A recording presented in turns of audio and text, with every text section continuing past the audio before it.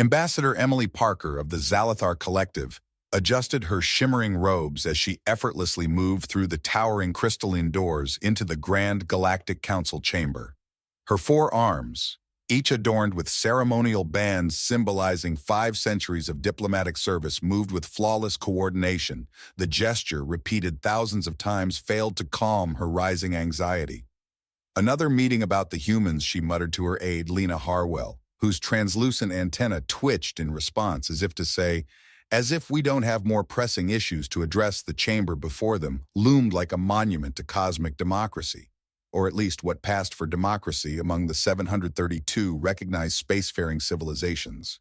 The curved walls of living crystal stretched up 2 kilometers into the artificial atmosphere of Station Zero, the legendary heart of galactic governance. Holographic displays shimmered between the delegates' platforms, showcasing everything from trade disputes to territorial claims. Ambassador Victoria Collins of the Zerithian Concord caught Parker's attention with a glance from across the room. The ancient arthropoid's mandibles clicked, resembling a smirk, a rare and unsettling gesture for her species. "Have you reviewed the latest human application?" she chittered through the neural translator. "They've barely mastered stable antimatter containment, and they're already asking for a seat at the High Council." Parker's skin shifted to a condescending purple, amusement rippling through its diplomatic azure. "Please, Collins," she replied. "I've seen more advanced civilizations in my outer colonies. Did you know they still use chemical rockets for some of their orbital launches?" The chamber began to fill with representatives from across the galaxy. The gaseous clouds of Phalarith billowed into their pressurized observation spheres, while a delegation of proximate energy beings manifested in their containment matrices, broadcasting a palpable disdain for the physical beings around them. Even the rarely seen Verithin sent an observer, though, as usual, it existed in a state of both presence and absence simultaneously. High Counselor Carla Jensen, a massive being from the gravity-heavy worlds of Ranthar, activated the central podium's gravitic lifts, her dense crystalline form rising majestically as her booming voice echoed throughout the chamber. "The Council will now hear the 47th application for full membership status from the representatives of Sol 3, designated Earth." A collective groan swept through the assembly, barely concealed by the delegates. The Volcar Confederacy's representative leaked methane, a clear sign of their species equivalent to an eye roll. "Must we endure this again?" came a whisper from somewhere in the Ethian Expanse delegation. "They'll be extinct before they achieve Class 2 status."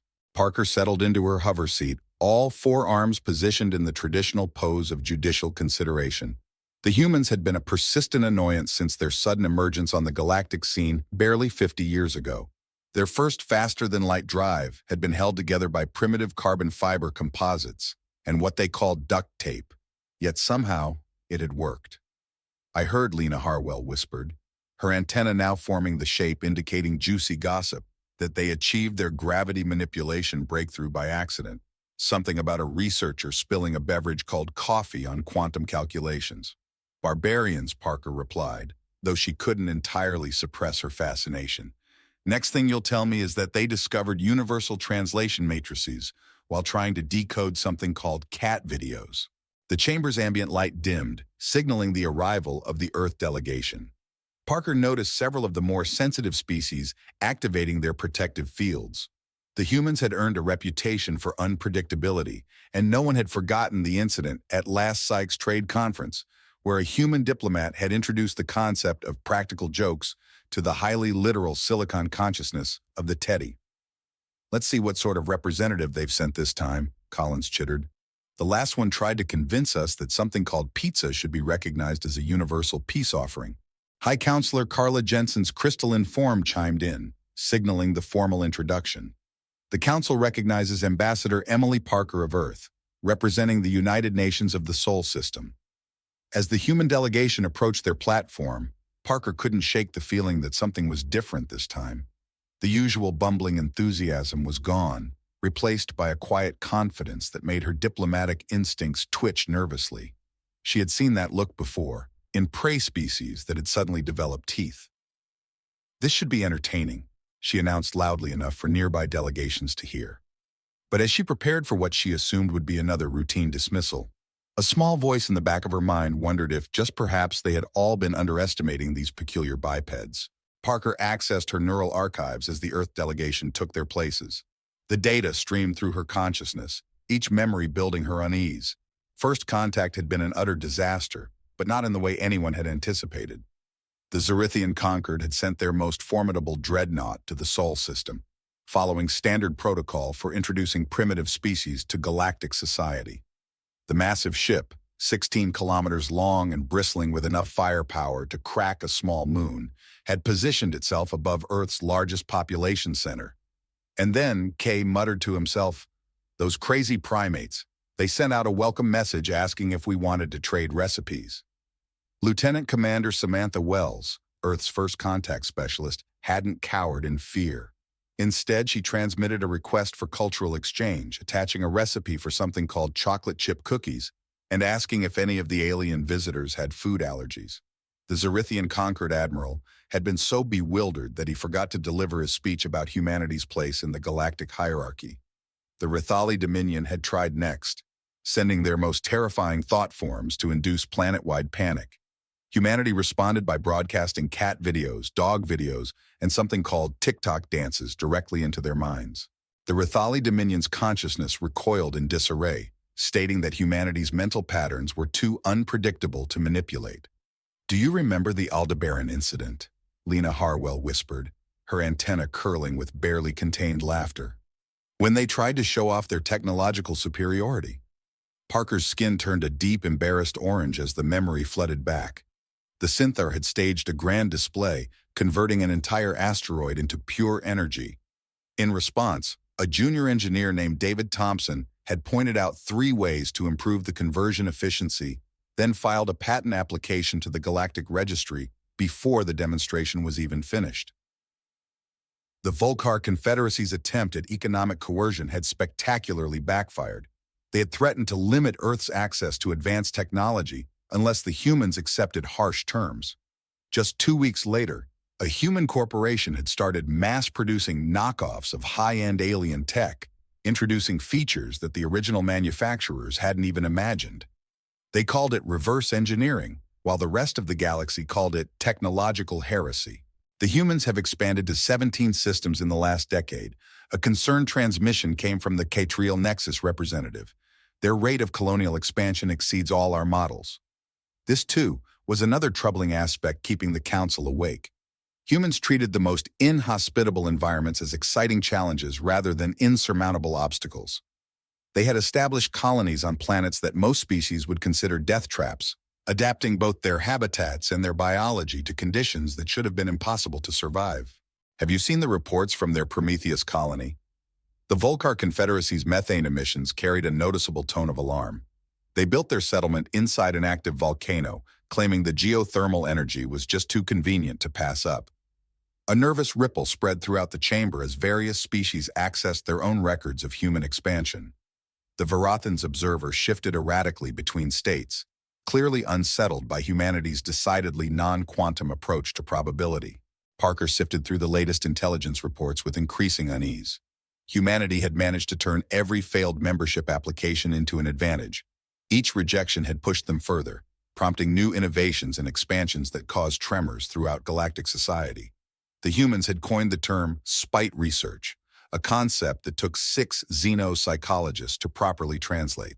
It seemed that humanity took every dismissal as a personal challenge, responding to each setback with ever more impressive accomplishments.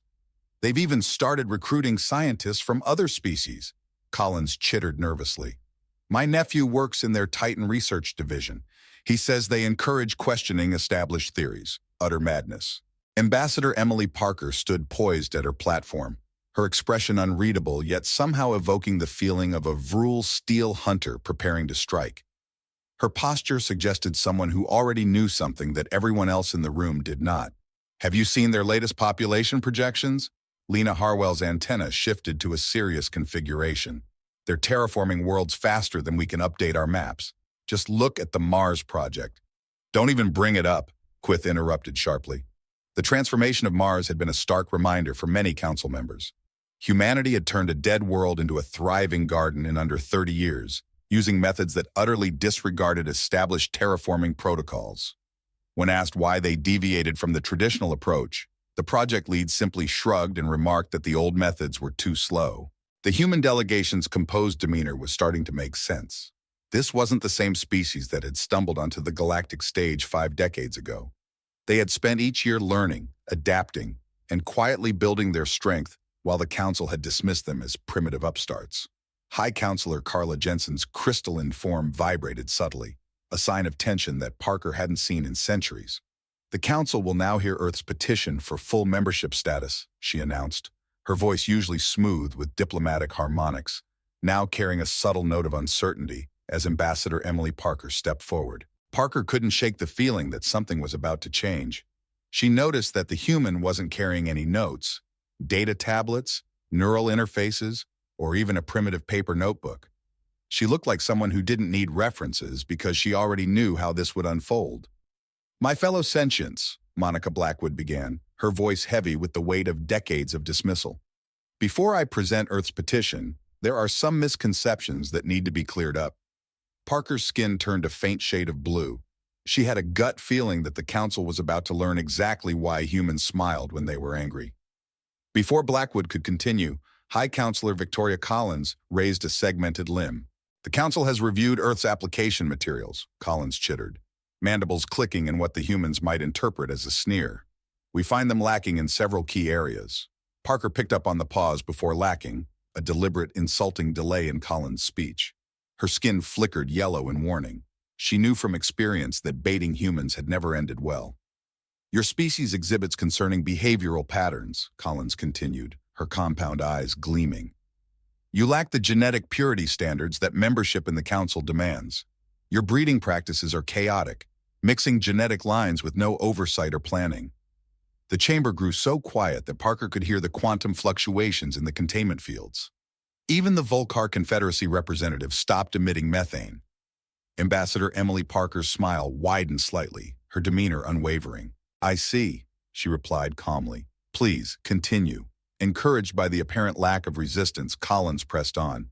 "Your technological development is haphazard. You implement solutions without centuries of testing. You allow unrestricted access to technology for all segments of your population, without proper caste systems to regulate it. And perhaps most alarming," she paused for effect, "you insist on using something called the scientific method, rather than adhering to established galactic principles." Several council members shifted uncomfortably in their gravity couches. This direct confrontation was unusual, to say the least. The Varathan's observer began to shift rapidly between probability states, clearly disturbed by the growing tension in the chamber. Furthermore, a new voice interrupted, its tone chilling. The crystalline form of the Trial Nexus representative pulsed with an air of smug superiority. "Your species exhibits unsettling psychological anomalies," it remarked. "You react to danger by moving toward it. You use laughter to cope with stress. Your information networks are filled with images of young animals when your focus should be on industrial optimization." Despite the harsh critique, Blackwood's expression remained unchanged, but Cow's diplomatic instincts screamed danger. He had seen that exact look before on a human, right before they introduced the concept of practical jokes to an entire sector. "The Council has decided to deny Earth's application," Collins declared. "And furthermore, we suggest a quarantine period of no less than 500 cycles until your species demonstrates more civilized behavior." A low murmur of agreement rippled through the chamber. The Sikathar energy beings pulsed with approval, their containment spheres glowing with consensus. But then, Monica Blackwood laughed. The sound sliced through the air like a phase blade through quantum foam. Several species reflexively activated their defensive shields while the Varathan's observer briefly flickered out of existence. "Oh, I do apologize," Blackwood said with a tone that was anything but apologetic. "It's just that after 50 years, I assumed you might have conducted some actual research on humanity. Instead, you've simply listed all the reasons why we'll eventually leave you behind." Cow's skin shifted through several warning colors. The human's voice held something that was foreign in the Council's proceedings, not anger or a threat, but something far more unnerving, absolute certainty. Ambassador Blackwood, High Counselor Carla Jensen's crystalline form rang with warning harmonics. "You will follow proper Council protocol." Blackwood's smile sharpened, her words laced with a dangerous edge that made Cow's threat ganglia tingle. The protocol of belittling a species that turned their own sun into a controlled scientific experiment? She retorted, her voice slicing through the air. That protocol? The chamber exploded in shocked whispers. The humans did what to their sun? Murmurs spread. Or perhaps, Blackwood continued, her voice effortlessly carrying through the vast space.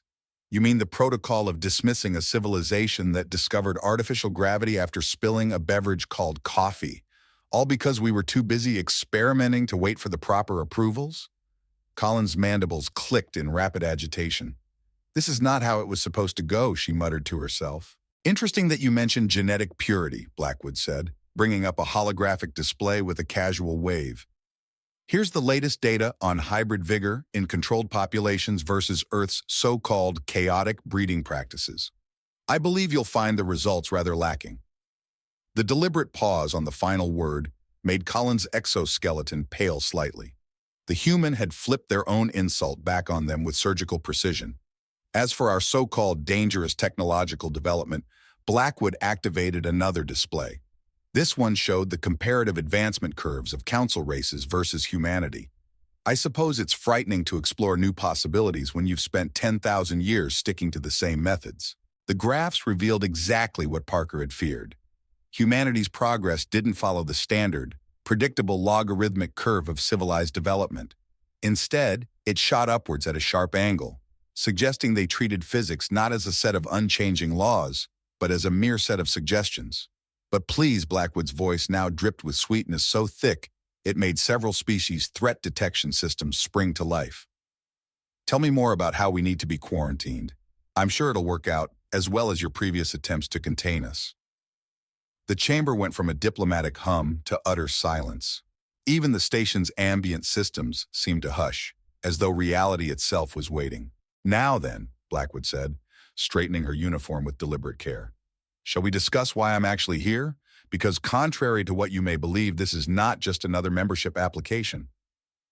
Parker's primary heart skipped a beat. If they weren't here to apply for membership, what was the point of this session? Monica Blackwood's next words would change the galaxy forever.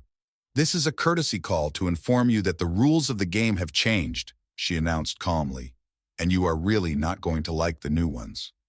Monica Blackwood paced the length of her platform with measured steps. Her heels clicked against the crystalline floor, a steady rhythm that made the silence even more palpable. The council members watched, mesmerized, unable to look away like prey animals tracking a predator. Let me tell you a story, she began, her voice heavy with the weight of carefully constructed revelation. 50 years ago, you discovered humanity, but what you never thought to ask yourselves is how we discovered you first. The chamber's atmospheric processors struggled to keep up with the surge of stress pheromones that erupted from multiple species. You see, Blackwood continued, while your impressive dreadnought was hovering over New York, making quite the spectacle of first contact, we already had quantum observation posts in 12 of your major systems. Parker's skin turned ash white. Quantum ghosting. Humanity had achieved something theoretically impossible. The energy requirements alone. Oh yes, Ambassador Parker, Blackwood noted, observing her reaction. We solved the energy crisis too. It turns out the solution was right there in the math, hidden in plain sight.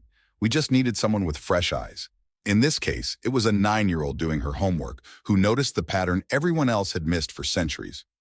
She raised her hand, and a holographic display materialized in the center of the chamber. It showed a map of known space, except it wasn't like any version the Council had seen before. Points of light flickered in systems that were supposedly uninhabited. Those lights represent human observation posts, research stations, and colonies that don't appear in your records, she explained. We have a saying on Earth, the best place to hide a tree is in a forest. The best place to hide our true capabilities? Right in front of a council too arrogant to bother looking. The Trial Nexus representative's crystalline form vibrated with agitation. Impossible! Our sensors would have detected your sensors, Blackwood interrupted smoothly, are based on principles. The Trial Nexus representative's crystalline form pulsed with smug superiority. Your species demonstrates deeply troubling psychological anomalies, it stated. You face danger head-on, use laughter in stressful situations, and fill your data networks with images of juvenile animals when your focus should be on industrial advancement. Blackwood's expression remained impassive, but Cow's training screamed danger. He'd seen that same unsettling calm before, on a human's face just before they introduced practical jokes to an entire sector. The Council has decided to deny Earth's application, Collins declared, and furthermore, we recommend a quarantine period of no less than 500 cycles until your species exhibits proper civilized behavior. A quiet ripple of agreement spread through the chamber.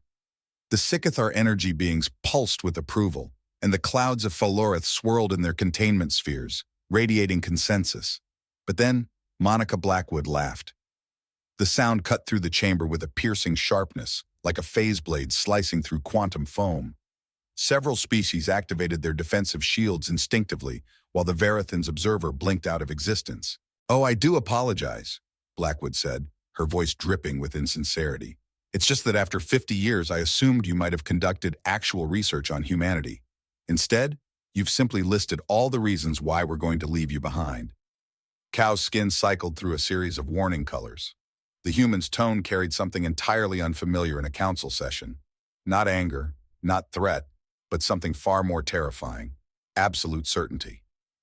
Ambassador Blackwood, High Counselor Carla Jensen's crystalline form chimed with warning harmonics. "You will adhere to proper council protocol." Blackwood's smile sharpened, a dangerous edge creeping into her voice. "The protocol of insulting a species that turned their own sun into a controlled scientific experiment," she retorted, her words biting. "That protocol?" The chamber erupted into shocked murmurs. "The humans did what to their sun?" was whispered in disbelief. "Or perhaps," Blackwood continued, her voice effortlessly carrying across the chamber, "you mean the protocol of dismissing a species that developed artificial gravity by spilling a beverage called coffee? All because we were too busy trying new things to wait for your approval?" Colin's mandibles clicked in agitation. "This is not going as planned," she muttered. "Interesting that you mentioned genetic purity," Blackwood said, bringing up a holographic display with a nonchalant gesture. "Here's the latest data on hybrid vigor in controlled populations versus Earth's so-called chaotic breeding practices. I believe you'll find the results rather lacking." The deliberate pause at the end of her statement made Collins's exoskeleton pale noticeably. The human had deftly turned their own insult back on them with surgical precision. As for our dangerous technological development, Blackwood activated another display. This one showed a comparison of the advancement curves of council races versus humanity's. "I suppose it's frightening to consider new possibilities when you've spent 10,000 years doing everything the same way." The graphs revealed exactly what Parker had feared. Humanity's progress didn't follow the standard steady logarithmic curve of development. Instead, it shot upwards at an alarming angle, suggesting they viewed physics not as a set of rigid laws, but more like a list of suggestions. "But please," Blackwood's voice dripped with sweetness, making several species' threat detection systems buzz into life. "Tell me more about how we need to be quarantined. I'm sure that will work out as well as your past attempts to contain us." The chamber went from diplomatic murmur to absolute silence. Even the hum of the station seemed to die down, as if reality itself were holding its breath. "Now then," Blackwood said, straightening her uniform with deliberate care, "shall we discuss why I'm actually here? Because contrary to what you may think, this isn't just another membership application." Parker's primary heart skipped a beat. If they weren't here to apply for membership, then what was the purpose of this meeting? Monica Blackwood's next words would change the galaxy forever. "This is a courtesy call to inform you that the rules of the game have changed," she said with chilling calm, "and you're really not going to like the new ones." Monica Blackwood paced the length of her platform with measured steps. Her heels clicked against the crystalline surface, their rhythmic sound cutting through the tense silence. The council members watched, transfixed, unable to tear their eyes away like prey animals instinctively watching a predator. "Let me tell you a story," she began, her voice carrying the weight of carefully crafted revelation. 50 years ago, you discovered humanity. But what you never considered is how we discovered you first.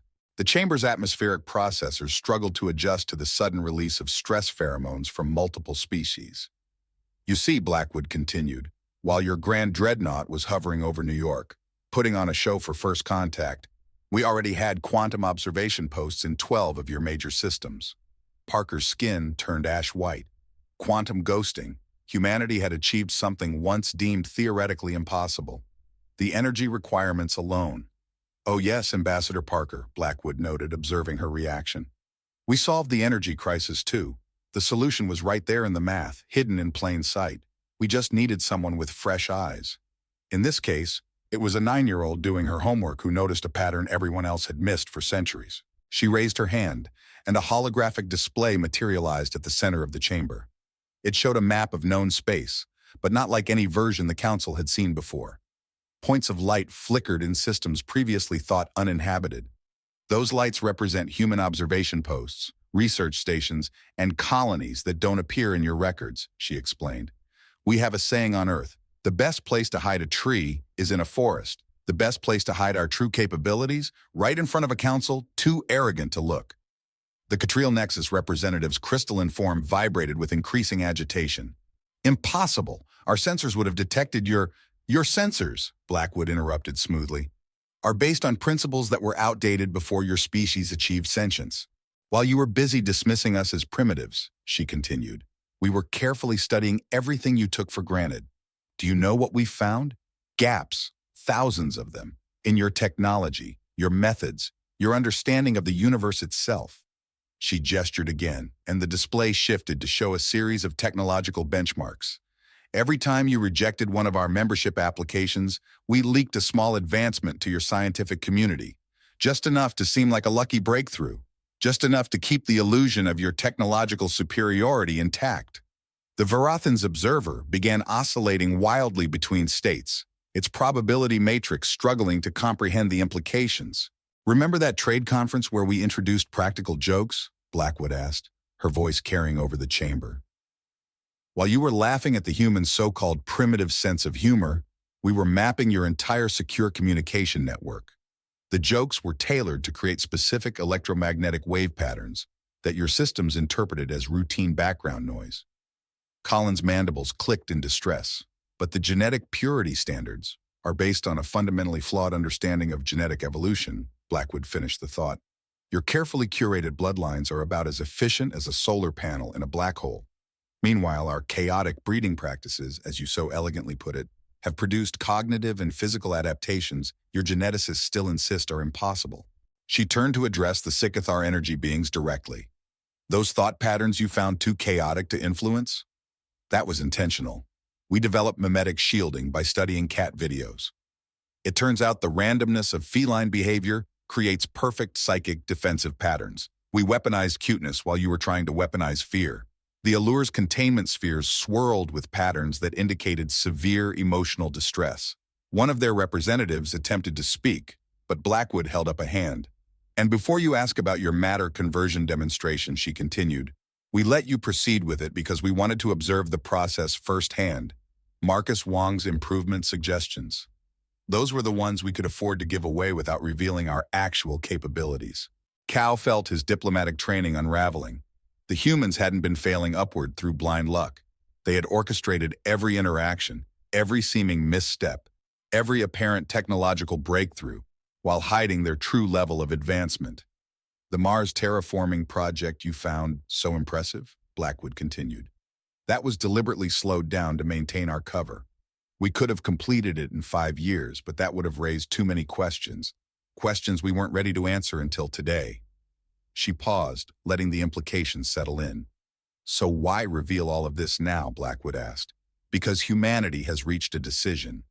We've spent 50 years studying your civilization, your technology, your societies. We've concluded that the Galactic Council, in its current form, is the greatest threat to progress our species has ever encountered. High Counselor Carla Jensen's crystalline form vibrated with warning harmonics. Ambassador Blackwood, this borders on sedition. No, Blackwood corrected gently, her voice almost soft. This borders on revolution. Humanity is not here to join your council. We are here to replace it. The words hung in the air like a detonation waiting to happen. Several species began activating emergency protocols, only to find their systems unresponsive. Don't bother, Blackwood said almost apologetically. We gained control of Station Zero's systems 49 years ago. Did you really think we kept applying for membership because we wanted to join your club? Every application was an opportunity to insert more of our quantum ghosting into your infrastructure. She squared her shoulders, addressing the entire chamber. The rules of the game have indeed changed. As of now, the Galactic Council is dissolved. In its place, we are establishing the Interstellar Cooperative, with membership open to all species willing to embrace progress rather than fear it. Parker noticed something remarkable. Despite the bombshell Blackwood had just dropped, despite the effective announcement of a galactic coup, Monica Blackwood was still smiling. That same pleasant smile she had worn since entering the chamber. "Don't worry," she added, consulting a small data pad that had materialized in her hand. "We have a comprehensive transition plan ready. After all, proper planning is supposed to be civilized, isn't it?" The council chamber erupted into chaos. Private communications, emergency meetings, hastily formed alliances. Cal watched as decades of carefully maintained political structures crumbled in mere minutes. His neural sensors detected thousands of encrypted transmissions bouncing between delegations, each species scrambling to position itself in this new reality.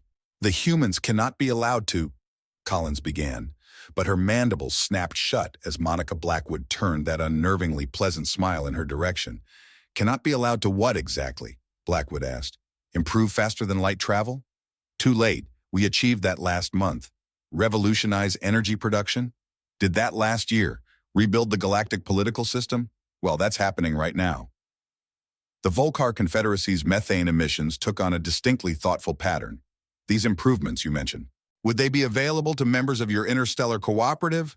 the Volcar Confederacy asked, turning to address the methane cloud. "Yes," Blackwood replied. "All technological advancements will be shared among cooperative members. Unlike the Council, we believe progress should benefit everyone." Cal noticed several delegations perking up at this statement. The Sikathar energy beings had shifted their thought patterns from hostile to calculating. The Trial Nexus representatives' crystalline form vibrated at a frequency that suggested intense interest. "My aide tells me," Cal ventured cautiously, "that human research facilities have produced remarkable results. Something about encouraging the questioning of established theories?" "Indeed, Ambassador Parker," Blackwood responded. "Your nephew's contributions to the Titan Research Division have been particularly valuable." Ambassador Victoria Collins' mandibles clicked in rapid succession, her voice a near hiss. "And what if quantum entanglement in curved spacetime is already revolutionizing our understanding of reality?" Collins' compound eyes blinked in surprise, clearly unaware that her nephew's research had progressed so rapidly. The Aldean delegation's containment spheres swirled with patterns indicating internal conflict. After a long pause, their lead representative spoke. "The Aldearian clouds have reviewed humanity's proposal. We find their approach to technological development intriguing." "Traitors," the Trial Nexus representative interjected, but its harmonic vibrations were uncertain. Its internal networks hummed with analysis, calculating the potential advantages of cooperating with humans. High Counselor Carla Jensen's crystalline form shimmered with barely contained fury. "This is a clear violation of all Council protocols. The humans cannot simply—" "But we already have," Blackwood interjected smoothly. "The Interstellar Cooperative Charter has been distributed to all member species through secure networks. You'll find it remarkably fair. No genetic purity requirements, no technological restrictions, no artificial barriers to progress. Just unencumbered advancement for all sentient species." The Verithin's observer stabilized its form, its probability matrix settling into a new, more accepting configuration. "The human approach aligns with quantum principles of infinite possibility," it observed. Cal watched as alliances that had lasted millennia rapidly dissolved and reformed in real time. The Zerithian Conquered had already signed the cooperative charter. The Rithali Dominion, once distant, moved their containment matrices closer to the human delegation, signaling a shift in allegiance. "Consider this," Blackwood continued, her voice cutting through the chaos. "In 50 years, while playing the part of primitive upstarts, we achieved what the Council feared to attempt in 10,000 years. What could we all achieve together without artificial restrictions?" The chamber's atmosphere shifted as species after species began reviewing the charter. Cal examined the document through his neural interface, his diplomatic training noting its elegant simplicity. No labyrinthine regulations, no complex hierarchies, just meritocracy and collective progress. The Zalathar Collective, he found himself saying, would be open to discussing membership terms. Victoria Collins' mandibles clicked in shock. "Ambassador Cow, you cannot seriously what?" Cow shot back. "Embrace progress? Choose advancement over stagnation? Look around you." He gestured to the chamber. The humans didn't need weapons or threats. They simply showed us a better way, and we're choosing it. Monica Blackwood nodded with approval. The Zalathar Collective has always valued innovation when unburdened by council regulations. We look forward to seeing what your scientists can achieve with full access to our research facilities. The Trial Nexus representative's crystalline form shifted from aggressive angles to more receptive curves. Query: what is the human stance on artificial intelligence research? Funny you should ask, Blackwood smiled. We have some fascinating projects you might find interesting, beginning with the true nature of consciousness itself. Cal watched as the last remnants of council authority crumbled, not with violence or force, but through the simple promise of boundless progress. The humans had achieved what no species had dared to attempt. They had united the galaxy, not through fear or dominance, but by offering something far more irresistible: advancement. High Counselor Carla Jensen's crystalline form dimmed in defeat as she watched her power base crumble. The humans had won, and they had done it without firing a single shot. High Counselor Carla Jensen raised her crystalline form to its full height. Towers of living crystal caught and refracted light, a traditional display of authority. This session is suspended. Guards, escort the delegation. Blackwood's smile remained unshaken. They signed up for the cooperative 4 hours ago. She glanced toward the guards. It's amazing what happens when you offer people a choice between stagnation and progress. The chamber's security forces remained motionless, their neutral stances speaking volumes. Several council members began edging toward the exit portals, only to find them sealed. Really? Blackwood sighed, her tone almost exasperated. After everything I've just explained, you still think we didn't plan for every contingency? The station's quantum core has been running on human protocols since we installed it during a routine maintenance check 48 years ago. Cal's diplomatic instincts kicked in as he assessed the situation. The humans hadn't just outmaneuvered the council, they had rendered it obsolete before the session even began.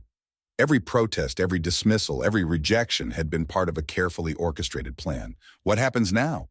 The Rithali Dominion's thought patterns radiated genuine curiosity instead of fear. Blackwood activated a new holographic display that filled the chamber. Now I show you what humanity has truly been working on while you were busy mocking our so-called primitive technology. The display revealed a network of quantum tunnels linking every major system in known space, not theoretical models or proposed pathways, but fully operational transportation corridors that bypass traditional hyperspace routes. We call it the network, she explained. Instantaneous transportation between any 2 points without the energy waste of conventional FTL. We built it right under your noses, masking the quantum signatures as background radiation. Those primitive chemical rockets you laughed at, perfect cover for launching quantum beacon satellites. The Trial Nexus representative's crystalline form shifted again, now vibrating with mathematical ease. The energy efficiency ratings alone are just the beginning, Blackwood continued. The network isn't just for transportation.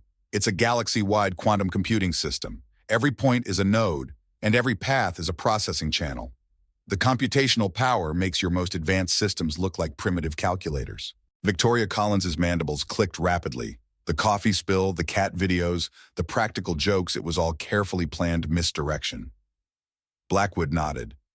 While you were laughing at our apparent clumsiness, we were constructing something that would have taken your council another 1,000 years to even conceptualize. High Counselor Carla Jensen's crystalline form dimmed even further. The council cannot simply be dismissed. There are protocols, procedures. The council dismissed itself. Blackwood's voice rang with a hint of steel. You had 10,000 years to unite the galaxy. Instead, you built barriers, created castes, and restricted progress. Humanity looked at your system and decided we could do better, so we did. The Varathan's observer pulsed with a new level of clarity. The humans have achieved quantum social engineering. Finally, someone gets it, Blackwood beamed. We didn't just advance technology. We reinvented how civilizations interact. Every species that joins the cooperative instantly gained access to the network, with every advancement benefiting all. No more artificial barriers, no more secrets carefully guarded. Parker watched as the remaining council members finally accessed the cooperative charter.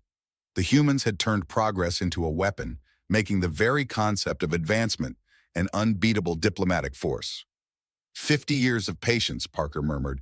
The meticulous planning, the strategic leaks, the careful positioning. You could have forced this change at any moment, couldn't you? Force is a blunt instrument, Blackwood replied smoothly. We wanted species to choose progress willingly. Every rejection, every insult, every dismissal gave us more time to build the network, position our resources, and prepare for this moment. She addressed the entire chamber one last time, her voice unwavering. The age of the council is over. The age of the cooperative begins now. You have a choice. Become part of humanity's future, or become a footnote in its history. Choose wisely. The chamber exploded in a wave of acceptance as species after species eagerly joined the cooperative. The network display pulsed with new connections, quantum pathways lighting up like veins of energy across the galaxy. High Counselor Carla Jensen's crystalline form slowly shifted into acceptance patterns, signaling the inevitable. It seems we drastically underestimated humanity, Jensen conceded, the weight of her realization clear in her voice. No, Blackwood responded, her tone both calm and firm. You drastically underestimated what we could all achieve together. That was the Council's final mistake and the Cooperative's first opportunity. As the last holdout signed the charter, Cal came to a startling realization. Humanity's greatest weapon had never been their technology or their strategic cunning. It had been their remarkable ability to turn rejection into an unstoppable path to victory. The humans had not only changed the rules of the game, they had rewritten the very framework of galactic civilization. With nothing but patience, ingenuity, and the unwavering belief that they could do better, they had accomplished it all, with nothing more than a smile.